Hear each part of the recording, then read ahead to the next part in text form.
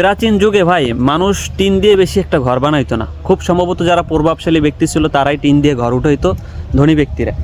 তো মানুষ নারাকুটা দিয়ে ঘর বানাইতো, আর বানাইতো এই যে দেখেন, এই যে এটা হচ্ছে যে মানুষ যেটা দিয়ে চাল বানাইতো, হ্যাঁ, সেটা হচ্ছে গোল গাছের পাতা। এই যে গোল গাছ পিছনে এক একটা পাতা 15 ফুট থেকে 25 ফুট পর্যন্ত লম্বা হয়। আর এই যে এগুলো দেখতেছেন, এগুলো হচ্ছে গোল গাছের পাতা অর্ধেক করে কাটা, আর এখানে পুরো পাতা। এগুলো দিয়েই আর কি ঘরের বেড়া দিত অথবা ঘরের চাল দিত, হ্যাঁ। আর এগুলো বর্ষায় ওয়াটার প্রুফ হইতো, একদম ঘরের ভিতরে পানি ঢুকতো না। তো এরকম এগুলো দিয়ে ঘর বানাইলে প্রায় 3 বছর এরকম চলা যাইতো। আবার প্রত্যেক বছর বছর নতুন পাতা অ্যাড করা লাগতো যদিও। তা আমরা নিজেরাও এরকম ঘর বানাইয়া মানে এগুলোর দিয়ে ছিলাম একসময়।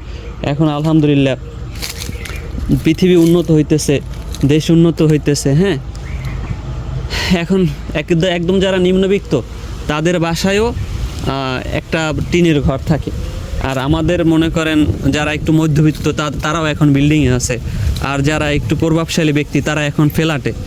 উন্নত হইতেছে। রাসূল সাল্লাল্লাহু আলাইহি ওয়াসাল্লাম বলছে যে কিয়ামতের একটা অন্যতম আলামত হইবে যে রাখাল যে ছাগল চড়ায়, গরু চড়ায়, যার কাছে বেশি টাকা পয়সা থাকে না, তারও একটা বিল্ডিং থাকবে, ঠিক আছে, তারও একটা বিল্ডিং থাকবে। তো এইটা হচ্ছে কিয়ামতের একটা আলামত, ঠিক আছে। এখন ভাই কথা হয়েছে, এই গোল গাছের চারা আমি কিন্তু বিক্রি করি, হ্যাঁ। আপনারা দেখেন এগুলো দেখতে কিন্তু প্রচণ্ড সুন্দর লাগে। আপনার পুকুর পাড়ে যদি লাগাই দেন, চারপাশে মিষ্টি পানিতেও হয়, আবার নোনা পানিতেও হয়। আবার এই যে দেখেন এখন পানি নেই কিন্তু তারপরও গাছগুলো হয়ে আছে। অনেকে মনে করে কি পানি সবসময় দরকার, আসলে সবসময় পানি দরকার না। এইটা হচ্ছে অনেকের মনে একটা ভয় থাকে যে নিলাম হইল কি না, ঠিক আছে। যদি কারো লাগে গোলগাছের চারা তাহলে জানাইবেন। এমনকি গোলগাছের রস অথবা গুড় তাও আমি সেল করি, জানাইবেন, আমি আপনাদের সারা বাংলাদেশে ডেলিভারি দেব। আমার জন্য দোয়া করবেন ভাই। আমি এই টুকটাক জিনিস গ্রামের হাতের আশেপাশে যা পাই, হ্যাঁ, মানে গ্রামে যা পাই ওইটা দিয়েই আর কি আপনাদেরকে চেষ্টা করি যে আপনারা কিছু নেন, আমিও কিছু টাকা লাভ করি, আর আপনারাও লাগান। এগুলো গোল গাছ অনেকে মনে করে কি আমি চারা বিক্রি করি, মনে হয় যে ক্ষতি করি। আসলে আমি তো লাকড়ি এগুলো কাটতে লাকড়ি বানাইতেছি না যে আপনি নিয়ে পুড়িয়ে ফেলবেন।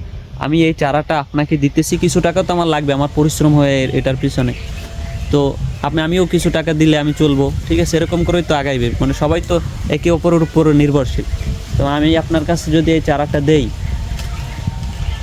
গোল গাছের চারাটা আপনি নিয়ে লাগাইবেন, আপনি তো এটা পুড়িয়ে ফেলাইবেন না, তখন আরও হইবে। আপনার কাছ থেকে আরেকজন নেবে, তার কাছে হইবে, এরকম হইতে হইতে এটা তো বাড়বে, এটা তো আর কমবে না। তো অনেকে মনে করে আমি পরিবেশ নষ্ট করতেছি, আসলে সেরকম কিছুই না। তো যদি গোল গাছের চারা লাগে আমাকে বলবেন, আমি পাঠাই দেবো, আপনারা লাগাইবেন ইনশাল্লাহ। গাছ তো হওয়া না হওয়া আল্লাহর কাছে। আমি মনে করি এগুলো সহজে মারা যায় না।